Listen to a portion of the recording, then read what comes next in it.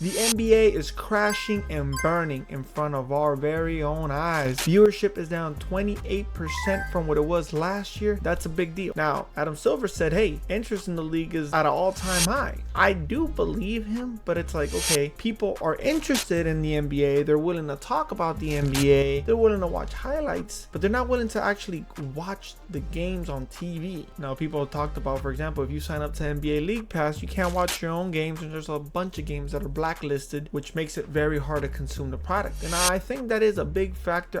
I don't think it is the biggest one by far.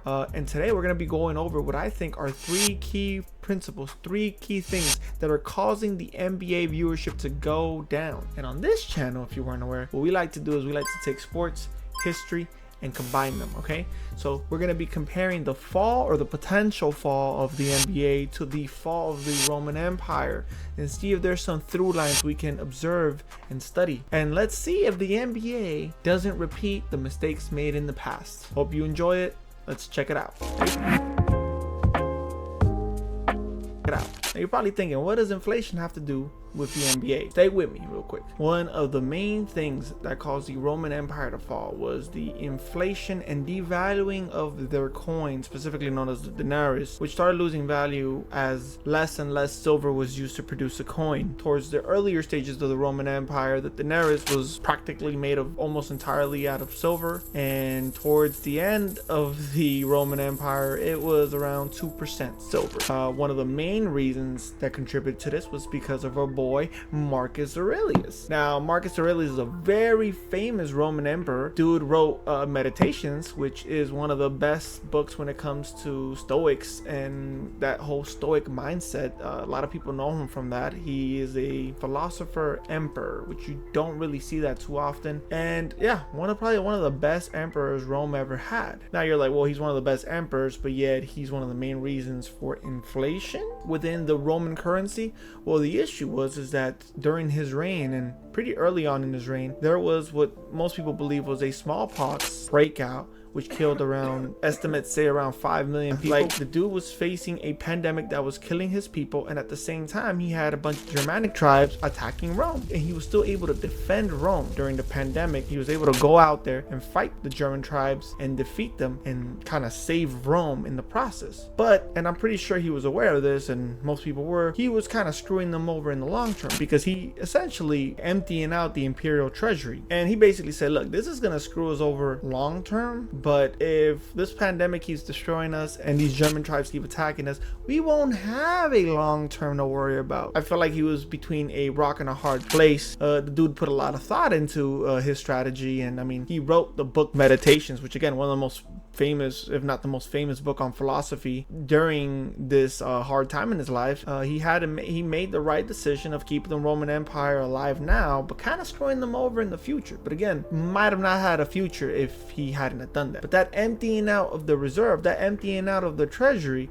is eventually why less and less silver was used to make the denarius, which made it less and less valuable. And yeah, it contributed to Rome having a much weaker economy, which was one of the biggest factors in knocking it out. Now, how the hell does this relate to the NBA? The NBA don't got a currency that we know of, but it kind of does in a way. It's a currency that the more you hold of this currency, the more negative it becomes for your team. And the fact is this currency has been cheapened. I'm talking about fouls. And if you don't understand what I'm saying, in Rome you had the plague and you had the Germans invading. That big event itself caused inflation to go up the years that followed. The NBA, they had an incident called Malice at the Palace. That's their pandemic. After that very moment, fouls became cheaper. Reason being is they didn't want another Malice at the Palace. And if you don't know what Malice at the Palace is, basically an incident in the NBA where a lot of players ended up fighting people in the stands. And yeah, it was one of the most embarrassing moments for the NBA, and the NBA started cracking down heavily on fouls after that. And it's gotten steadily worse to the point where we are at now, where now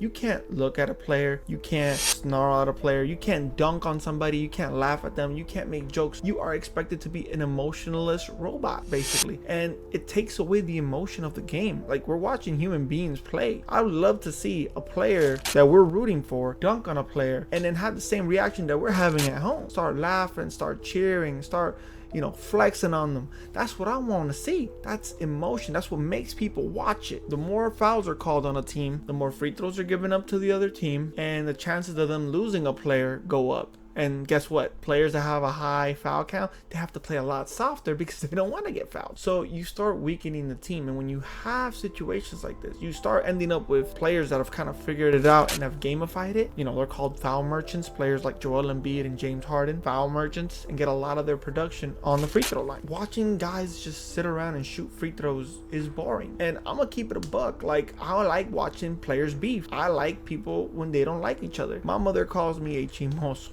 which if you know Spanish, you know what that means. I'm a nosy person. I like drama. I like it when two players do not like each other and they start talking to each other and they start dunking on each other, shooting on each other. And if a fight breaks out, I'm gonna tune in. Guess what? If I know that player A and player B don't like each other and they get into shoving matches, and maybe once or twice it ends up in a little brawl here and there, guess what? When they play, it's cinema. Get your popcorn, get your Martin Scorsese gift, and yeah, we's about to watch this. This is absolute cinema. I like it when players don't like each other. I'm sorry, that's just conflict sells. Now, I'm not saying I want the NBA to turn into UFC or WWE, but a little push, a little shove, I wouldn't mind it. At the end of the day, you're adding a little bit of seasoning to this product. The fights, the push, that's a little bit of salt and pepper. Right now, the NBA tastes like unseasoned chicken, and I'm pretty sure no one in here likes unseasoned chicken. Now, Rome had what I believe were weak leaders at very crucial and important times in their history during the end when the fall of Rome occurred. And I believe a combination of these bad leaders making bad leadership decisions is ultimately what caused the empire to fall completely. Now, I could go into detail about some of these leaders and what made them screwed over the empire in the long term. I'm talking emperors like Commodus from 180 to 192. I mean, the dude was basically a child, a brat, and weakened the empire because the dude was at the Colosseum 24/7 watching all the gladiator fights. If you ever watched the movie Gladiator, that's Joaquin Phoenix, that's the homie. So you already know. Then you have Caracalla, which I mean, again, I might be pronouncing his name horribly wrong. If I am, and you're a historian, I apologize. Caracalla from 198 to 217 AD. Basically, he led a lot of people into Rome and caused sort of a border crisis to occur, which, hey, when you have inflation in your currency, now border crisis happening, that combination of things aren't so good. I'm not trying to compare, again, this is comparing we're comparing Rome to the NBA. Now, if you want to compare Rome to modern day, US and get into all those politics, you're free to do so. Not in this video, we ain't gonna do that. But today we're gonna be talking about specifically one of those emperors, Maximus Thrax. Amazing name. I love that name. Maximus Thrax. I try to convince my wife to name my next kid dad, and she's like, man, you crazy. I was like, come on, Thrax, come on. What's up, Thrax? What's poppin', Thrax? Ah! I love that name. Thrax actually had honestly a very cool come up story. He was the first commoner to ever become emperor of Rome. Like, dude was one of us. He's one of us. He's one of the homies. He was basically a farmer who was like tall, like really tall, like tall. Like historians are saying 8 feet tall. Shaq is 7 feet tall. This dude was a whole foot bigger than Shaq. This dude was bigger than Victor Wembanyama. I don't know if I believe 8 feet, because once you start getting to those, crazy heights, you start seeing people, because this guy was strong too, on top of being tall. So, and Rome liked to make everything seem bigger than what it was. So this guy maybe was like Shaq's height, right? Like 7'1", 7'2". Dude basically joined the military because everybody was like, bro, you're literally built, like, you see those Roman statues? You the same height and build as those Roman statues. You should probably join the army. And he kept getting promoted. And then you had the current emperor, while he was getting promoted, Servius Alexander. Servius was lynched. He was killed by his people. Reason being was, yo, you're making too much peace treaties with the enemy. You big up in the ops. You homies with the ops. You're supposed to be crushing them. You're supposed to be destroying them. You making friends with them? We're Rome. Instead of fighting a lot of the barbarians or a lot of the enemies of Rome, he was just trying to like make peace with them. Roman citizens didn't like that, and they killed him. And then eventually there was like, hey, you know that Maximus Thrax guy? He should become emperor. Why? Because he's really tall. I'm not kidding you that in the history books they will say multiple reasons why he was voted emperor, but they always start with because he's very tall. Let that sink in. Essentially, once Maximus Thrax became emperor, he was like, "Oh, y'all killed him because he wasn't fighting the ops. He was making friends with them." Say less, fam. The dude wanted all the smoke. He was like, "Y'all have a small issue with this other country? War. There's a famine over here. A lot of people are starving to death. Maybe we should war."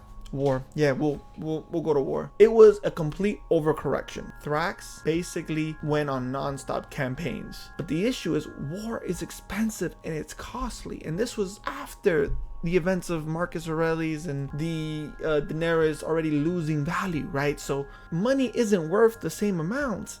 And this dude just keeps on waging war, you know? And it's cool that this dude was a farmer and rose all the way from farmer to emperor. That's dope. But at the end of the day, a homie probably should have stayed a farmer. And this is the thing with the Roman Empire. They just weren't capable of picking good leaders.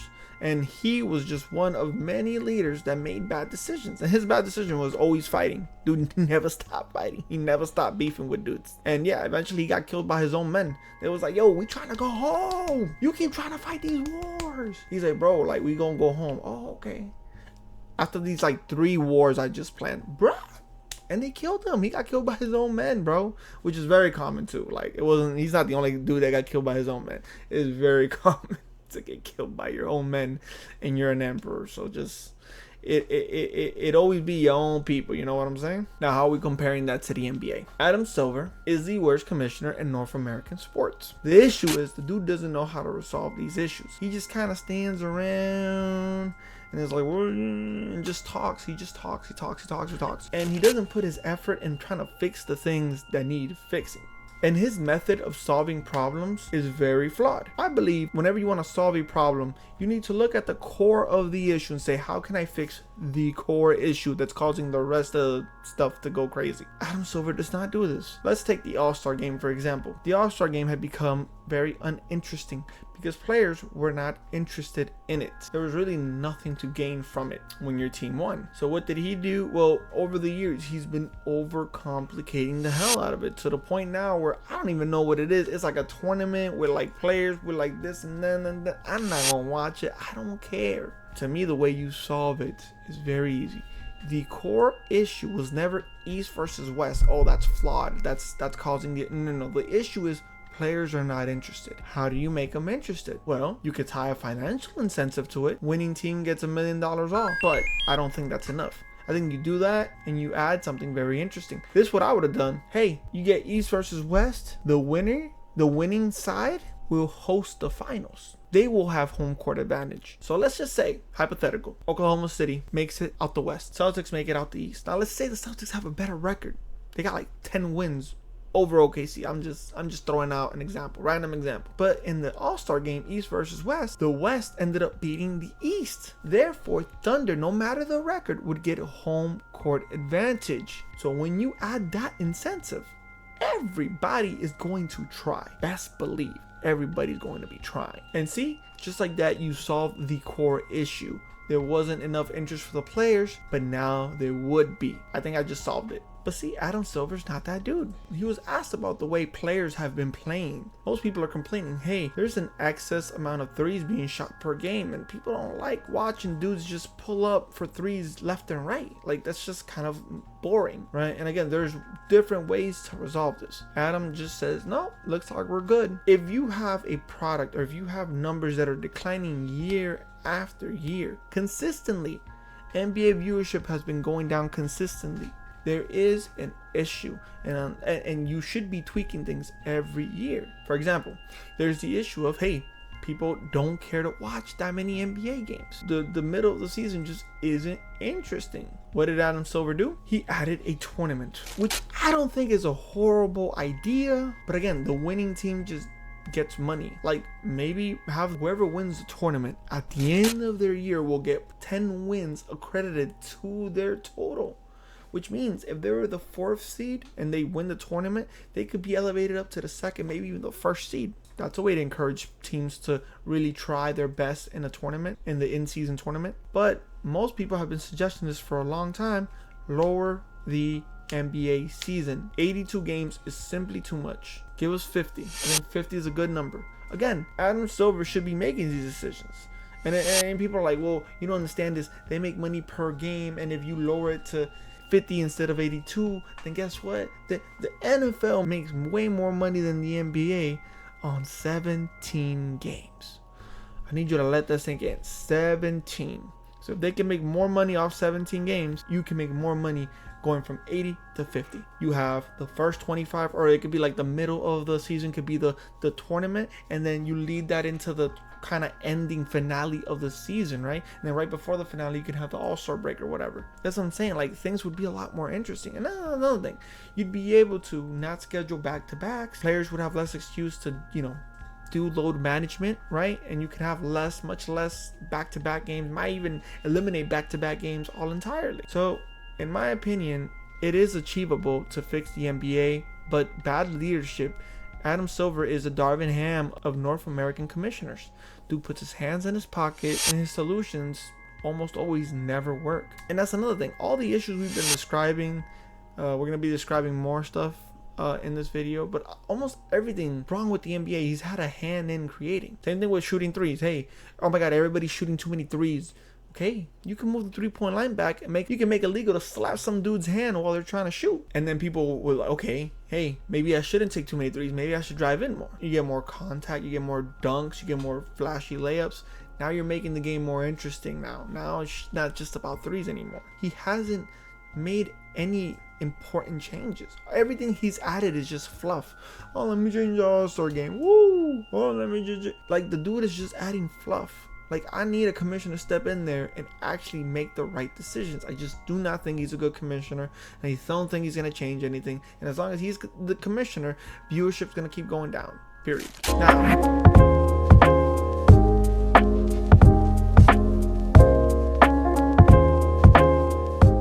Now, because of inflation, the coin of the Roman people was devalued by a lot. And you had the constant leadership issues. No money, leadership issues. You know what that caused? It caused for the soldiers of the Roman Republic, of the Roman Empire, to be a lot weaker, a lot less disciplined than they were before. Typically, you get these powerful, souped up, armored up legions in the early Roman Empire. Towards the end, you were getting basically regular dudes that were able to put on some scraps, some crappy armor that their grandfather used 50-60 years ago, and taped up with pieces of wood and whatever. Like, that's literally, you went from A to B. And you also had bad leadership giving you not the best instructions, not the best ways for you to be able to perform at your best as a soldier. And yeah, you also had a lot of mercenaries, people that weren't even loyal to your cause. They would just kind of show up, perform specific duties, and then dip.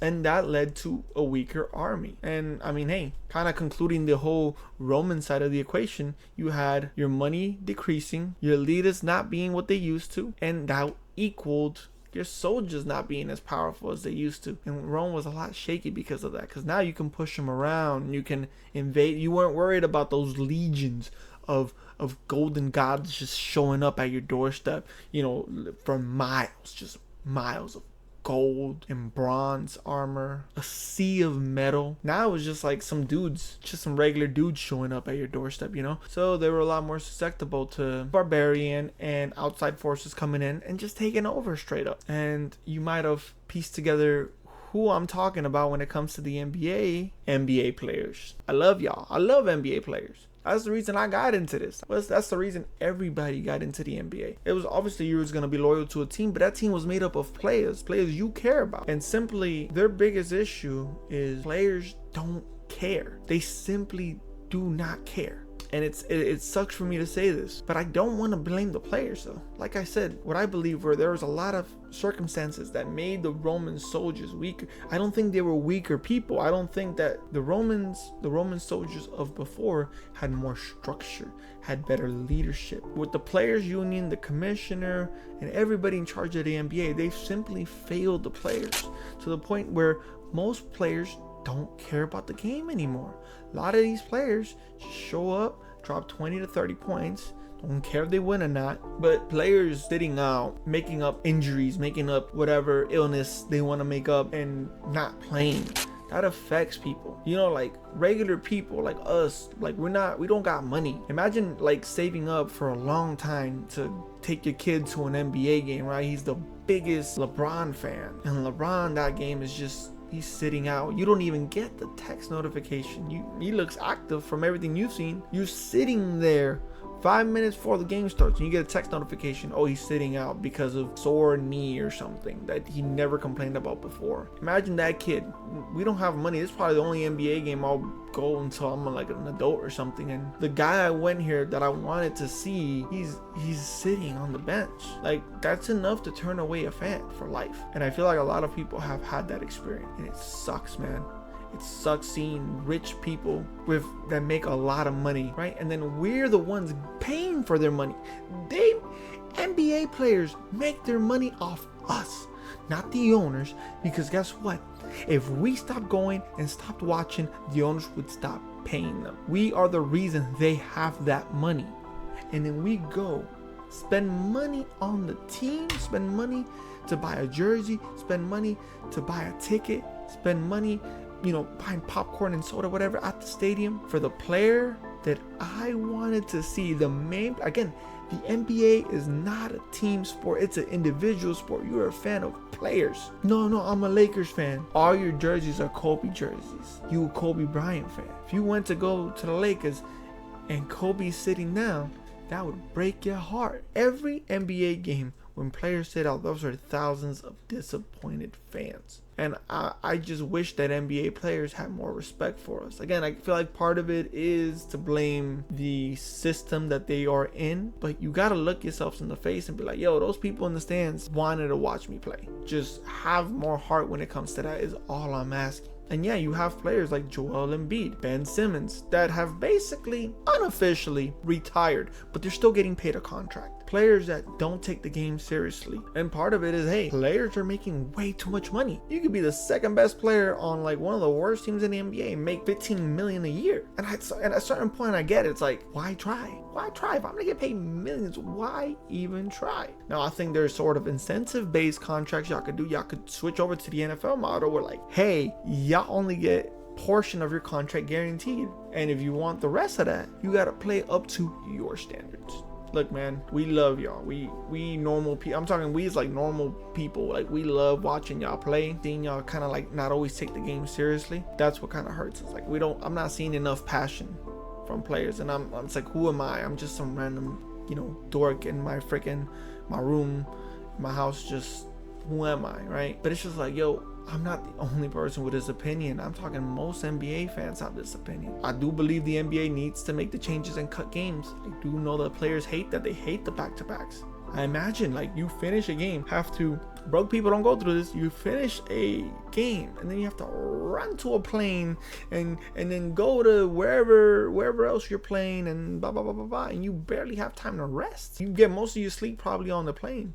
I get it. It's not easy. And I do think the NBA needs to be able to cut games. But in the meantime, though, I was just asking for a little bit more heart, man. So, yeah, look, at the end of the day, I don't think the NBA is going to fail or fall apart or disband as a league. I don't think that at all. In fact, I think the NBA long-term is saved by the fact that it's becoming very popular around the world. You have players like Giannis making it popular in Greece. You have players like Jokic making it popular in Serbia, Luka in Lithuania. Like, all these places are getting players to show up and represent them in the league. And I feel like in a few years, we're going to have a lot of people around the world really love the NBA, right? So I think the NBA is good. I think the NBA will be fine no matter what. The viewership number increasingly lowering is something to worry about.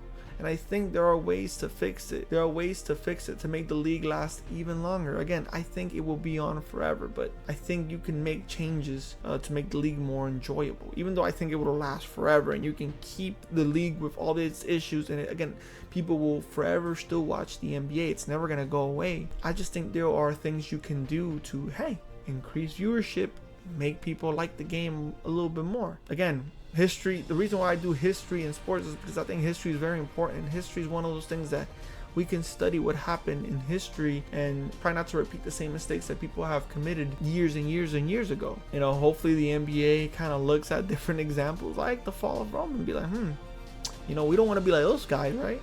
So maybe we should make some changes to make sure that doesn't happen. If you enjoyed this video and want more content like this where we go over sports and history all in one video, leave a like and subscribe. I do NBA and NFL content. If you like either or you like both, again, make sure to subscribe and leave a like. Peace.